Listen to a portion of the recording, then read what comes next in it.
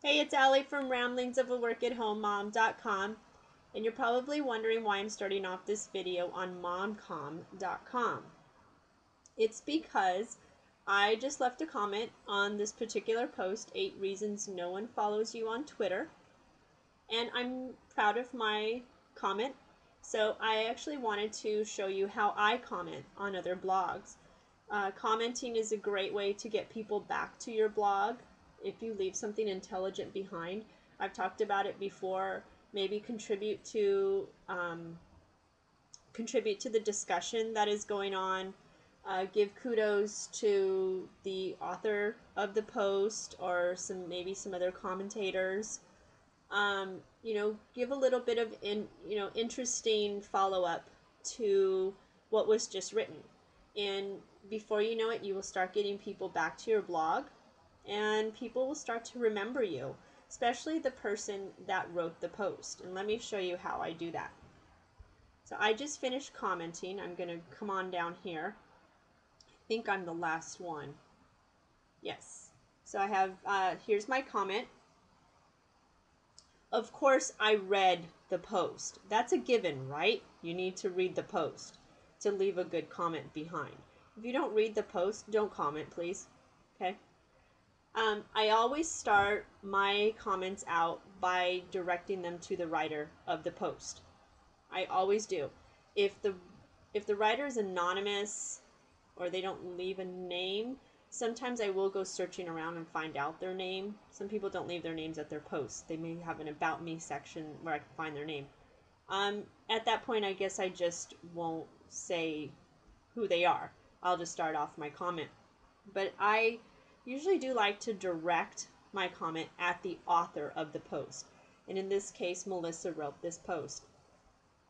The next thing I usually do is give some type of kudos or let her know that I enjoyed the post. And I put here, I can never get enough Twitter advice or reminders. And you kind of let them know that you read the post.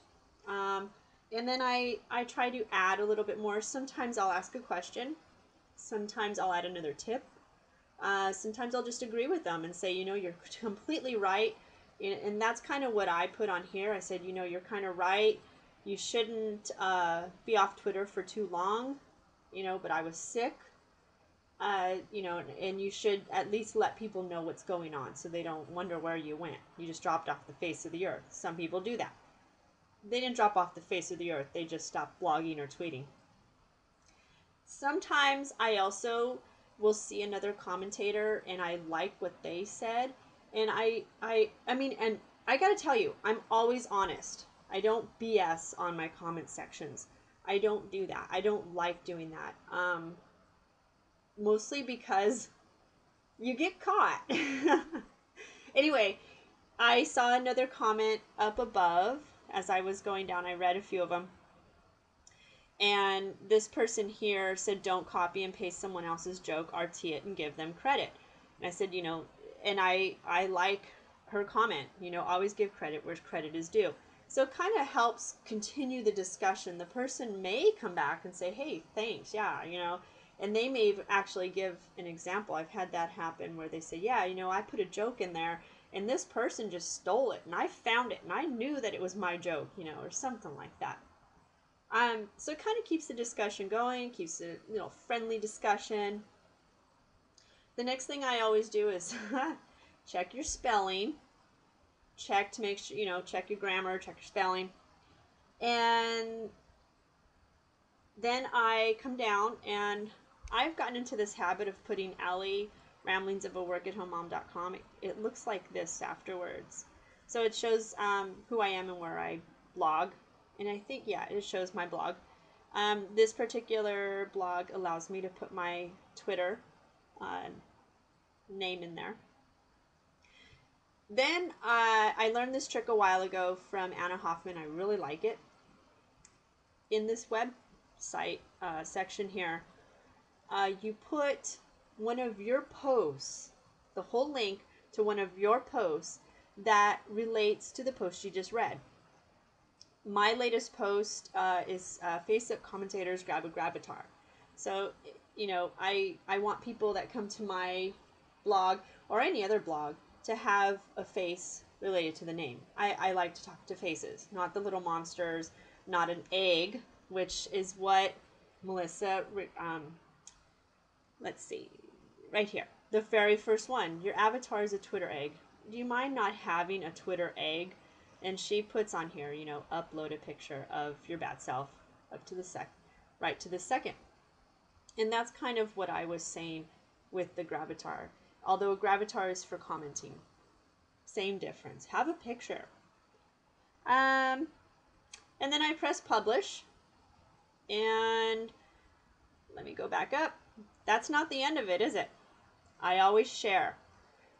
I always tweet what I like. Even if I don't comment, I will tweet what I like to read. If I think it's good for everybody else, and me too, I'm going to tweet it. If I really find your post, I have to share it. It's so interesting. It has great information. I will stumble it. And usually I will share information on Google Plus and Facebook. So I will share. That helps get your name out there too. You just commented. You're spreading the word. There could be more shares after you share it, and your name is here also. So it kind of helps to get your name out there indirectly. So there is a lot to commenting, isn't it? But commenting is a great way to get people back to your blog. And the way that I comment, I think it helps people to remember my name with my face and my information. So, and it helps me to remember who writes at which blog.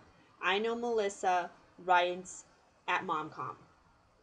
So, if you have any tips on the ways that you comment, I would love to hear them. I love to hear the different ways people brand themselves or make themselves a little bit more unique so people remember them. Go ahead, put it in the comment section and let me see what your unique way of commenting is. I'll see you at ramblingsofoworkathomemom.com, and thanks for coming by. Have a great day.